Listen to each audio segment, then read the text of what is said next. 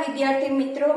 तो धोरण 11 साइंस भौतिक विज्ञान में आपणे चेप्टर नंबर 2 चाली रह्યું છે। જે ચેપ્ટર આપણું છે એકમ અને માપન। તો આ એકમ અને માપન ચેપ્ટર માં આપણે આગળના વિડિયો લેક્ચર માં લંબાઈના માપન વિશેની વાત કરી હતી કે લંબાઈનું માપન છે ઈ આપણે કેવી રીતે કરી શકે। તો લંબાઈના માપનમાં પણ આપણે જોઈ ગયા હતા કે લંબાઈનું માપન છે ઈ બે રીતથી થતું હતું। એક હતું ઇનડાયરેક્ટ મેથડ અને બીજી હતી ડાયરેક્ટ મેથડ। ડાયરેક્ટ મેથડ એટલે શું? પ્રત્યક્ષ રીત અને ઇનડાયરેક્ટ મેથડ એટલે શું?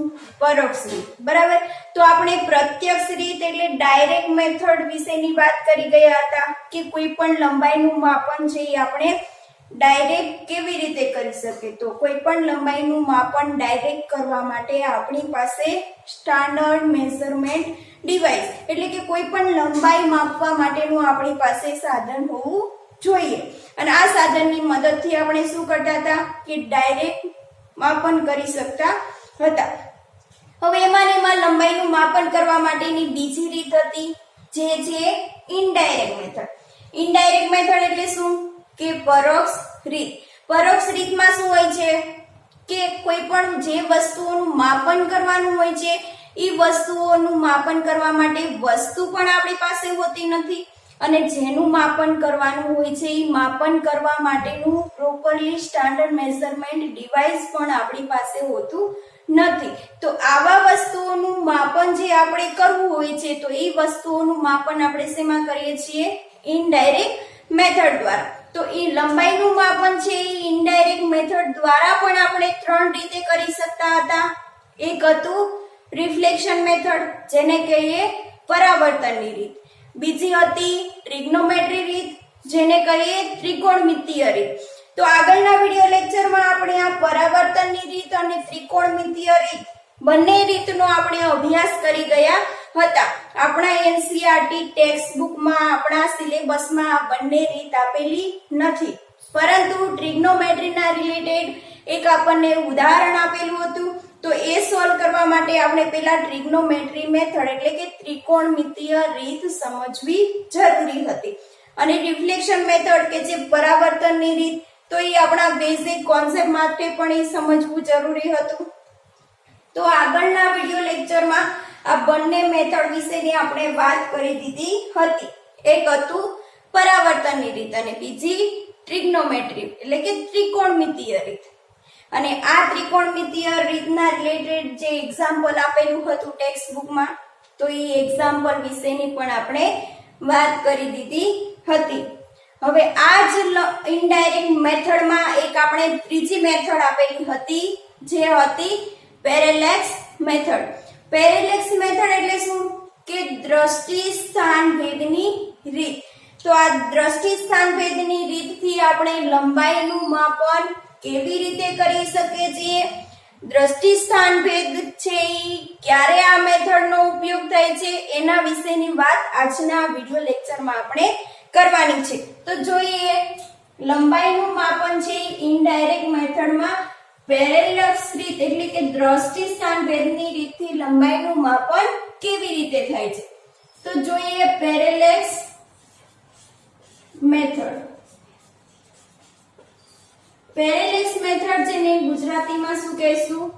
દ્રષ્ટિ સ્થાન ભેદની રીત।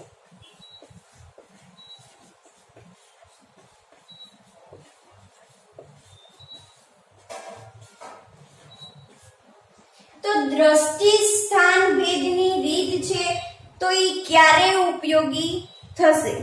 તો એના માટે સૌથી પહેલા આપણે એક ઉદાહરણ ધ્યાનમાં લઈએ કે ઉદાહરણ સમજીએ। તો ઉદાહરણમાં શું હોય છે કે વિદ્યાર્થી મિત્રો તમે ઘણીવાર ટ્રેનમાં મુસાફરી કરેલી હશે, બરાબર। તો જ્યારે તમે ટ્રેનમાં મુસાફરી કરો છો ત્યારે તમે કોઈ એક બારી પાસે બેઠેલા હોય છો।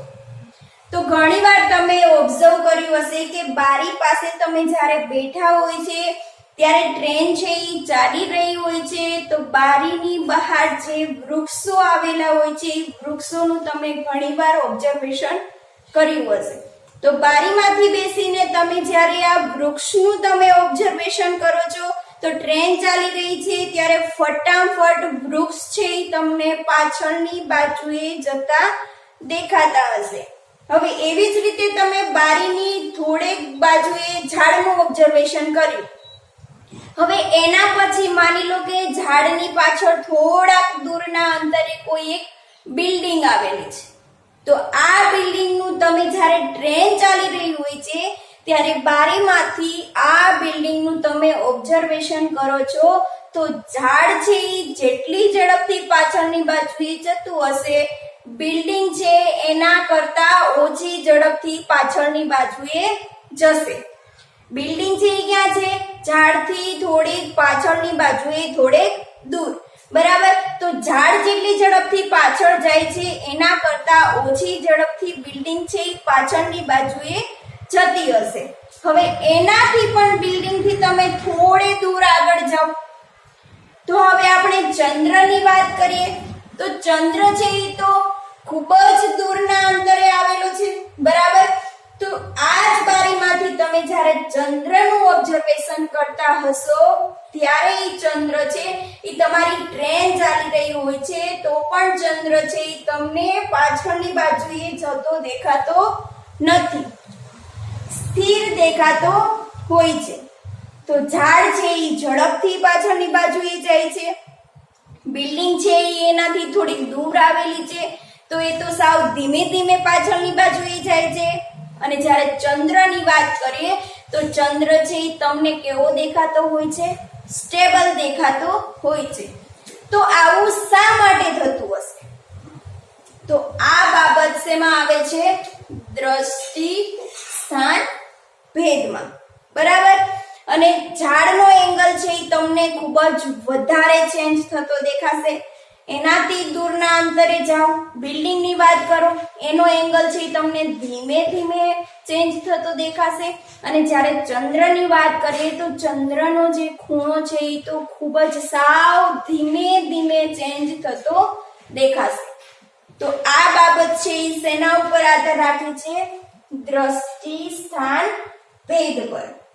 હવે આના પછી એક બીજું ઉદાહરણ લઈએ કે માની લો કે તમે તમારી નજરની સામે કોઈ પેન્સિલ અથવા તો કોઈ પણ પેન રાખો અને આ જે પેન્સિલ અથવા પેન રાખી છે એને તમે તમારી આંખોથી ઓબ્ઝર્વેશન કરો. હવે આ ઓબ્ઝર્વેશન કેવી રીતે કરવાનું છે? પહેલા તમારે ડાબી આંખ બંધ કરવાની, પેનનું ઓબ્ઝર્વેશન કરવાનું, પછી જમણી બંધ કરવાની, પેનનું ઓબ્ઝર્વેશન કરવાનું. આમ વારાફરતી આંખો બંધ કરી પેનનું તમારે શું કરવાનું છે? ઓબ્ઝર્વેશન કરવાનું છે. અને જ્યારે તમે આંખો વારાફરતી બંધ કરી પેનનું ઓબ્ઝર્વેશન કરશો ત્યારે આ પેન છે એને તમને સ્થાનમાં ફેરફાર થયેલો દેખાશે.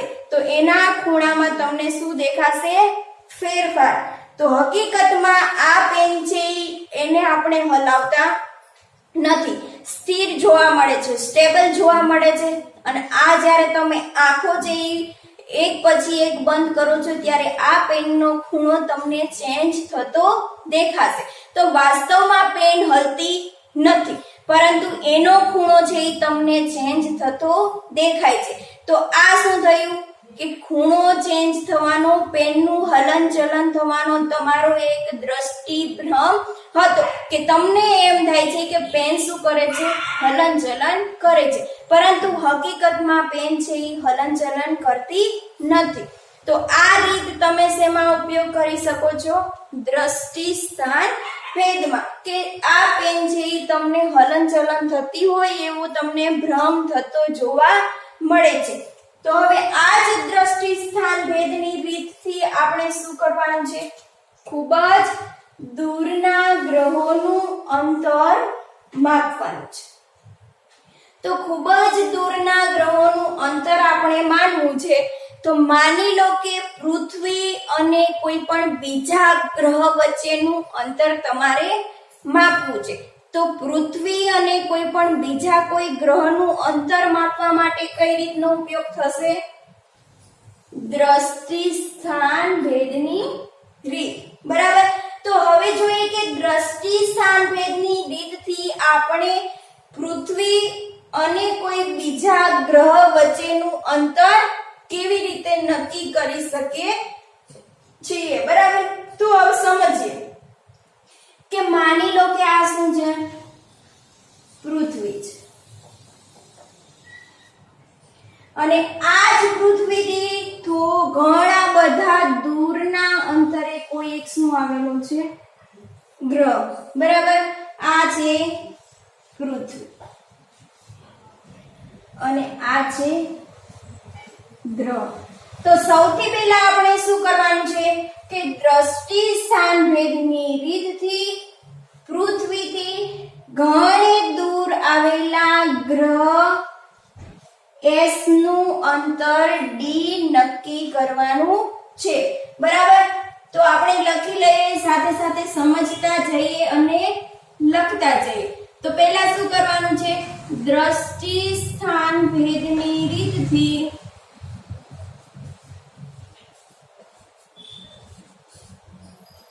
પૃથ્વીથી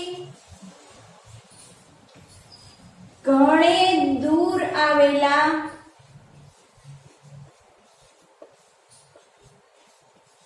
ગ્રહ S નું અંતર, અત્યારે આપણે એને D કહી દઈશું કે પૃથ્વી અને ગ્રહ વચ્ચેનું અંતર જે આવેલું છે એને શું કહેશું? D. તો દ્રષ્ટિ સ્થાન ભેદની રીતે પૃથ્વીથી ઘણે દૂર આવેલા ગ્રહ S નું અંતર D નક્કી કરીએ. તો હવે આ જે પૃથ્વી આવેલી છે એ પૃથ્વીથી ગ્રહનું અંતર કેટલું આવેલું છે? D. અને આ અંતર છે એ આપણે નક્કી કરવાનું છે. તો હવે આ અંતર D નક્કી કરવા માટે આપણે શું કરવું પડશે? તો આ પૃથ્વીથી ગ્રહનું અંતર D નક્કી કરવા માટે આપણે પૃથ્વી પર કોઈ પણ બે બિંદુઓ પસંદ કરવા પડશે. બરાબર. તો પૃથ્વી ઉપર આપણે અત્યારે કોઈ પણ બે બિંદુઓ પસંદ કરીએ છીએ. તો એક બિંદુ છે A અને બીજું બિંદુ છે B. હવે આ પણ કોઈ પણ બે બિંદુઓ આપણે શું કર્યા? પસંદ કર્યા. કે પૃથ્વીથી ગ્રહનું અંતર નક્કી કરવા માટે આપણે પૃથ્વી ઉપર કોઈ પણ બે બિંદુઓ લીધા, A અને B. હવે આ બે બિંદુઓથી આપણે શું કરવું છે? ગ્રહ S નું અંતર નક્કી કરવું છે. તો આ જે બે બિંદુઓ છે પૃથ્વી ઉપર, એ બે બિંદુઓ કયા છે? વ્યસાંત બિંદુઓ. બરાબર. વ્યસાંત બિંદુઓ નામ કેમ આપ્યું? કારણ કે બંને બિંદુઓ છે એ વ્યાસના અંતમાં આવેલા છે. તો હવે શું કીધું કે દ્રષ્ટિ સ્થાન ભેદની રીતે પૃથ્વીથી ઘણે દૂર આવેલા ગ્રહ S નું અંતર D નક્કી કરીએ. હવે બીજો પોઈન્ટ લખીએ. આ અંતર નક્કી કરવા માટે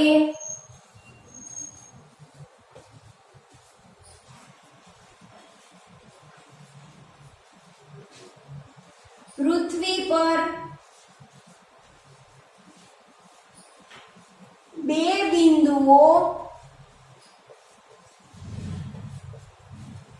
A અને B પસંદ કર્યા.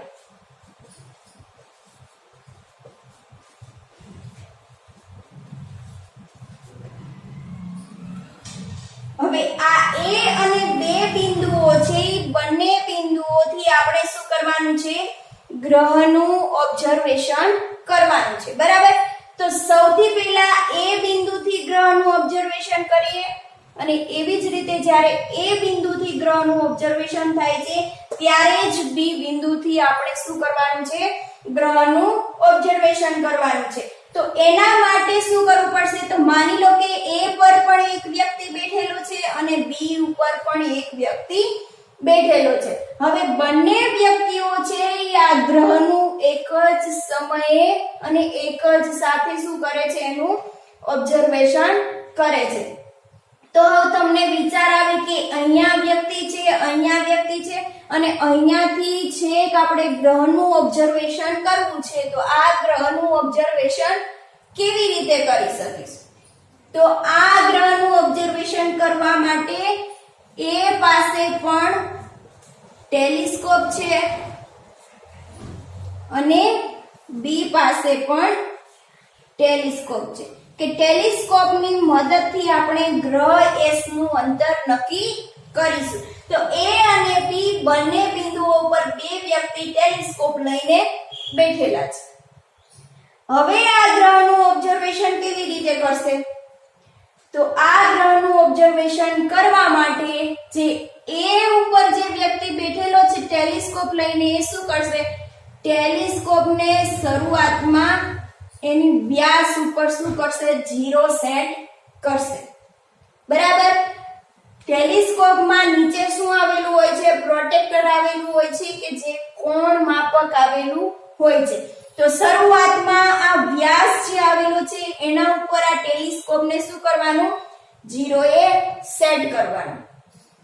હવે આ 0 એ ટેલિસ્કોપ સેટ થઈ જાય પછી આ જે વ્યક્તિ ટેલિસ્કોપ 0 સેટ કર્યું છે એને ધીમે ધીમે ધીમે ધીમે દૂર ખસેડતો જશે અને ગ્રહનું ઓબ્ઝર્વેશન કરતો જશે. તો ટેલિસ્કોપને જ્યારે ધીમે ધીમે ખસેડતો હશે ત્યારે આ ગ્રહ ઉપર જે સૂર્યના કિરણો પડે છે એ કિરણો છે ત્યાંથી શું થશે? પરાવર્તન થશે. બરાબર. અને આ જે કિરણો છે એ પરાવર્તન થઈ અને શેમાં દાખલ થશે?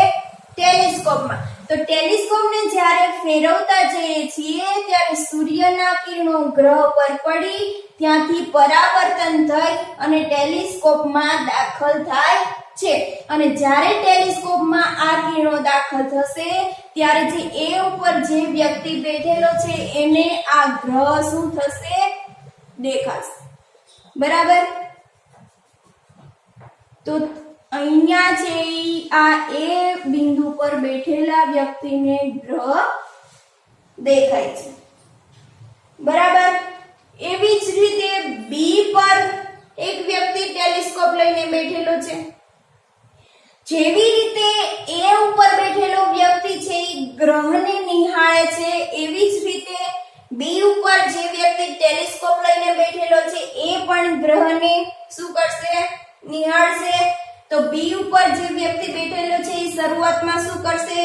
ટેલિસ્કોપનો જે 0 છે એને વ્યાસ ઉપર સેટ કરશે. બરાબર. અને આ 0 છે એ સેટ કરી ધીમે ધીમે ધીમે ધીમે શું કરશે? ટેલિસ્કોપને ફેરવશે. અને ટેલિસ્કોપને ફેરવતા ફેરવતા આ ગ્રહ પર જે સૂર્યના કિરણો આવે છે એ પરાવર્તન થઈ અને ટેલિસ્કોપમાં શું થશે? દાખલ થશે. અને જ્યારે આ કિરણો છે એ ટેલિસ્કોપમાં દાખલ થશે ત્યારે આ જે બી છે એને શું થશે? ગ્રહ છે એ દેખાશે. બરાબર. તો જ્યારે એ ઉપર બેઠેલો જે વ્યક્તિ છે એને પણ આ ગ્રહ દેખાય છે અને બી પર બેઠેલો છે એને પણ આ શું દેખાય છે? ગ્રહ. અને બંને ટેલિસ્કોપની મદદથી ગ્રહનું અવલોકન કરે છે. એ અને બી બંને એક જ સમયે અને એક જ ગ્રહનું અને એક જ સાથે ઓબ્ઝર્વેશન કરશે. તો આ એ દ્વારા અને બી દ્વારા જ્યારે ગ્રહનું ઓબ્ઝર્વેશન કરવામાં આવે છે ત્યારે બંને છે ગ્રહ પાસે કેટલો ખૂણો બનાવશે? થીટા જેટલો. તો આ જે થીટા જેટલો ખૂણો બનાવ્યો એને શું કહેશું? દ્રષ્ટિ સ્થાનભેદ કોણ. બરાબર. તો એ અને બી દ્વારા ઓબ્ઝર્વેશન કરવામાં આવે છે ત્યારે ગ્રહની પાસે થીટા જેટલો ખૂણો બને છે જેને કહેશું દ્રષ્ટિ સ્થાનભેદ કોણ. બરાબર. તો એ અને બી છે એ બંને વચ્ચેનું અંતર કેટલું છે? અત્યારે ધારી લઈએ કે એ અને બી વચ્ચેનું અંતર છે બી. તો અહીંયા લખી દઈએ બિંદુ એ અને બિંદુ બી વચ્ચેનું અંતર બી છે અને આ જે એ અને બી વચ્ચેનું જે અંતર છે આ અંતરનું નામ આપેલું છે બેઝિસ. જેને શું કહેશું?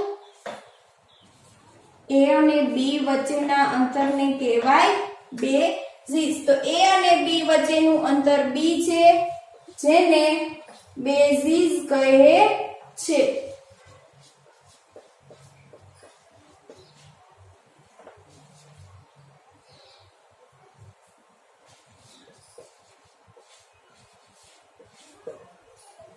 તો અહીંયા હું લખી શકીશ એ બી બરાબર બી.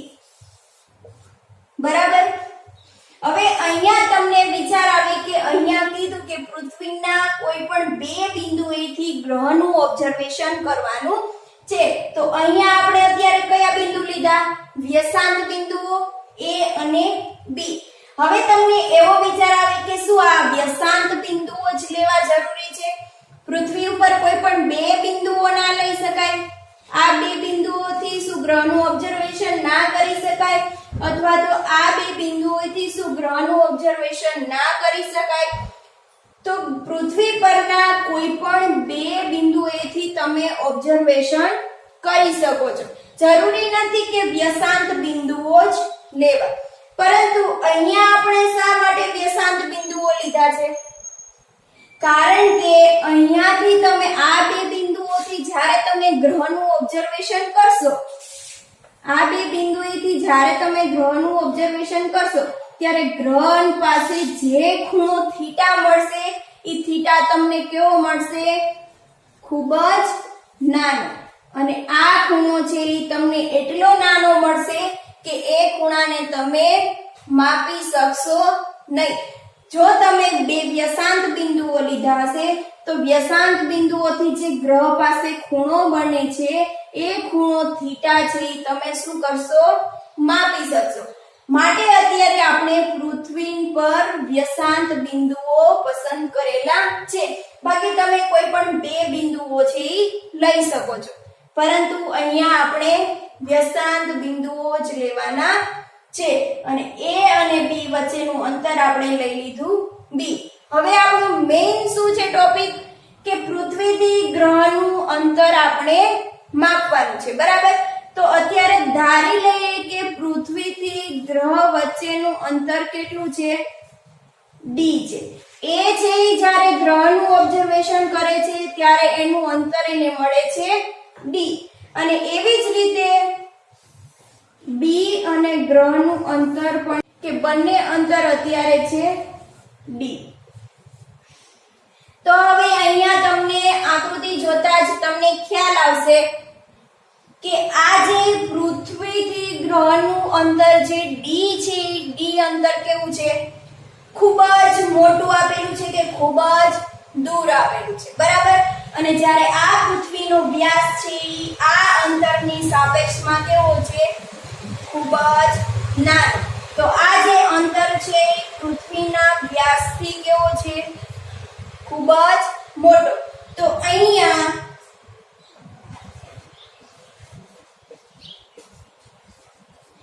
D greater than B છે કે D એ B થી બહુ જ મોટો છે.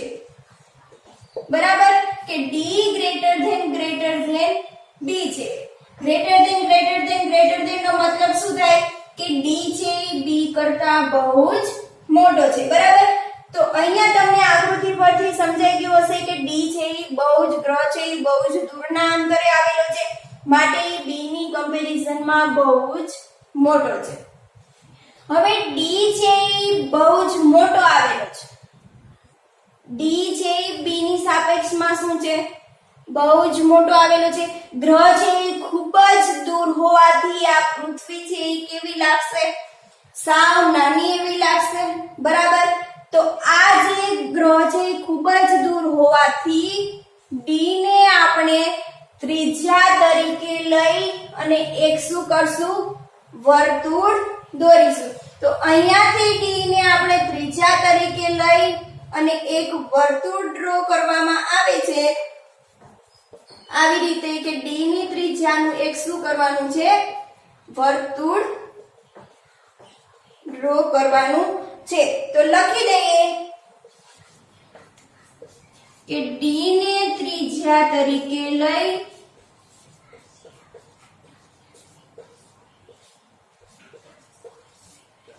એક વર્તુળ બનાવીએ.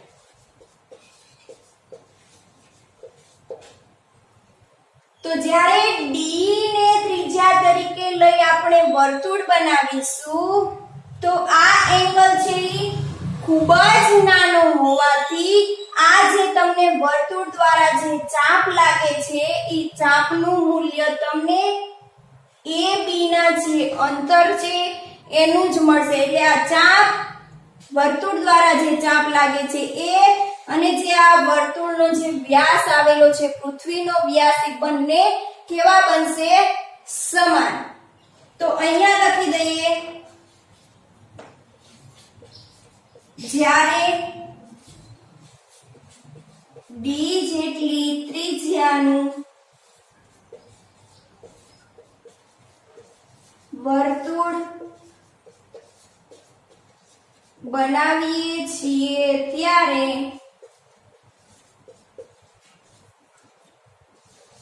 ચાપની લંબાઈ અને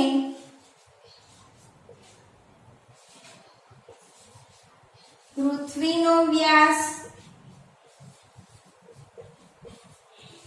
બંને સમાન બને છે. તો અહીંયા ચાપની લંબાઈને નામ આપી દઈએ L અને પૃથ્વીનો વ્યાસ છે B. તો બંને કેવા મળશે? સમાન. L શું થશે? B. કે જ્યારે થીટા એંગલ છે એ ખૂબ જ નાનો હોય ત્યારે. તો હવે આકૃતિ ઉપરથી તમે જોઈ શકો છો કે અહીંયા તમને થીટા મળ્યો છે, બરાબર? તો અહીંયા તમને ખૂણા વિશેનું સૂત્ર યાદ છે. તો જોઈએ આકૃતિ પરથી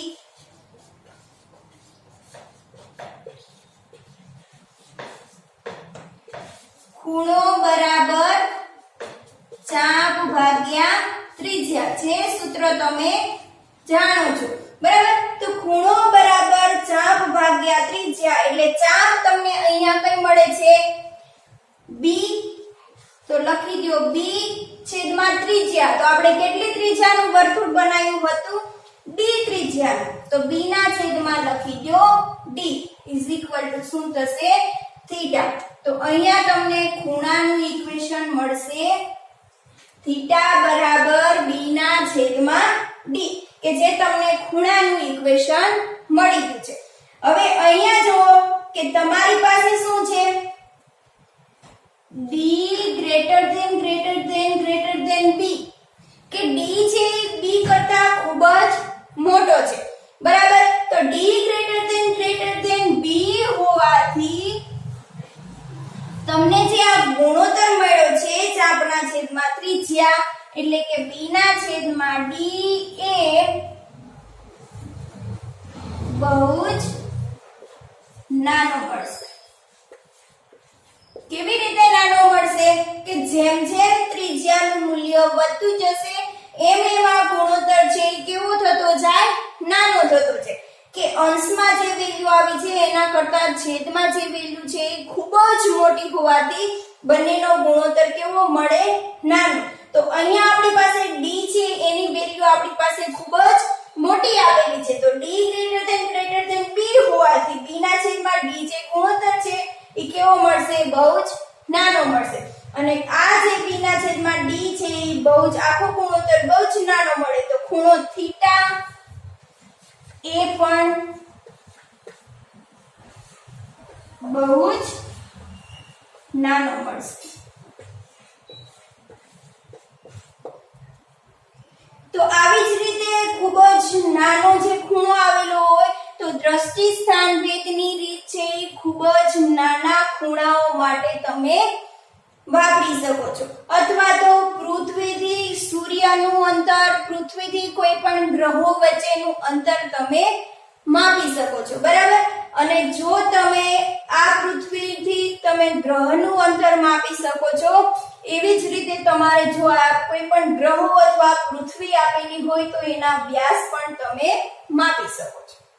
હવે અહીંયા જો કે આપણી પાસે ખૂણાનું સૂત્ર મળી ગયું, થીટા બરાબર b ના છેદમાં d, બરાબર. હવે આ સૂત્ર મળી ગયું તો હવે તમને વિચાર આવે કે અહીંયા તો આપણે શું મેળવવાનું છે, d મેળવવાનું છે. તો આપણે d મેળવવાનું છે તો આપણે શું કરશું, d ને કરતા બનાવી દઈશું. તો d બરાબર શું થશે, b ના છેદમાં થીટા.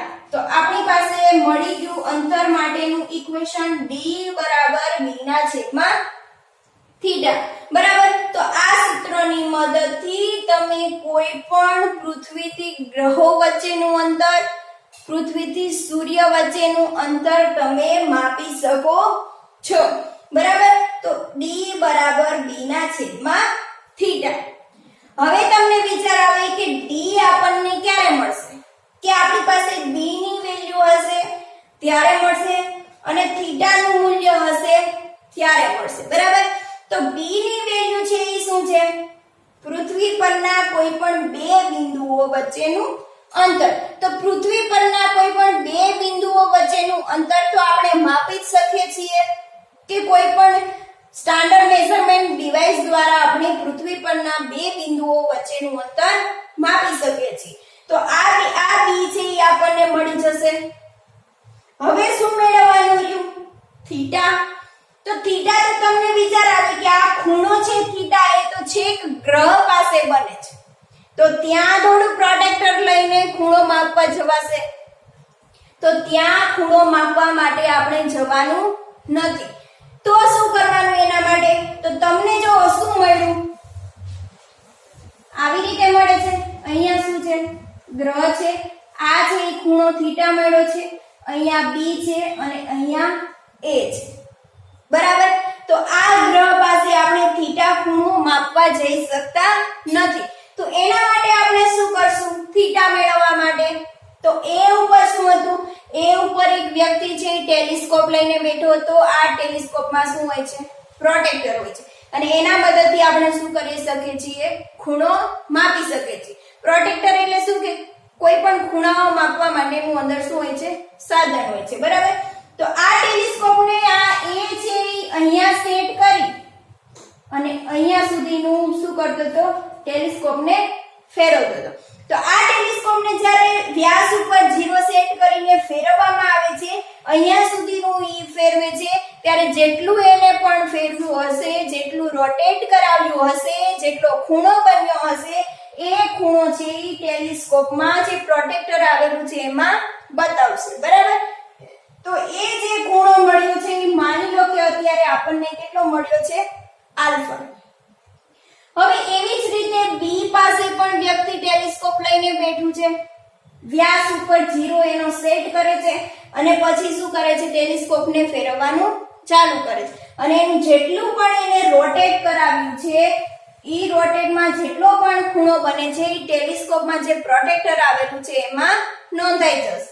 તો આ જે પ્રોટેક્ટર જે ખૂણો બનાવશે, માની લો કે અત્યારે આપણી પાસે છે બીટા, બરાબર. તો અહીંયા આપણને ખૂણો મળી ગયો છે આલ્ફા, અહીંયા ખૂણો મળી ગયો છે બીટા. તો ત્રિકોણનો તમને ખબર જ છે કે ત્રિકોણના ત્રણેય ખૂણાઓનો સરવાળો શું થાય છે, 180. તો અત્યારે કરી દો, alpha plus beta plus theta બરાબર શું થશે, 180 ડિગ્રી, બરાબર. તો બંને ટેલિસ્કોપની મદદથી તમારી પાસે આલ્ફા પણ છે અને તમારી પાસે બીટા પણ છે કે ટેલિસ્કોપમાં તમને ખૂણાઓ મળી ગયા છે. તો આ બંનેનો સરવાળો કરી એને 180 માંથી બાદ કરી દેશો એટલે તમને શું મળી જશે, થીટા. તો થીટા મેળવવા માટે તમારે શું કરવાનું, થીટાને કરતા બનાવો 180 ડિગ્રી માંથી આ જે બે ખૂણાઓ મળ્યા છે એને તમે શું કરશો, બાદ કરી દેશો. એટલે આ ખૂણો થીટા છે એ તમને મળી જશે. ત્યાં ગ્રહ પાસે છે તમારે માપવા જવાની જરૂર પડશે નહીં. તો આવી જ રીતે તમે દ્રષ્ટિ સ્થાન ભેદની રીતથી ખૂબ જ દૂરના અંતરો તમે માપી શકો છો બરાબર. હવે આ દ્રષ્ટિ સ્થાન ભેદની રિલેટેડ તમારે એક્ઝામ્પલ એક આપેલું છે એના વિશેની વાત કરીશું. તો અહીંયા આપણી ઇનડાયરેક્ટ મેથડ પૂરી થાય છે. ઇનડાયરેક્ટ મેથડમાં આપણે ટોટલ 3 રીત જોયા હતા કે ખૂબ જ દૂરના અંતરો માપવા માટે કઈ રીતે માપી શકે. એમાં આપણી ટેક્સ્ટ બુકમાં એક મેથડ આપેલી છે જે તમારે યાદ રાખવાની છે કે જે થિયરીમાં પૂછાઈ શકે કે દ્રષ્ટિ સ્થાન ભેદની રીતથી ખૂબ જ દૂરના અંતરો કેવી રીતે માપી શકીએ.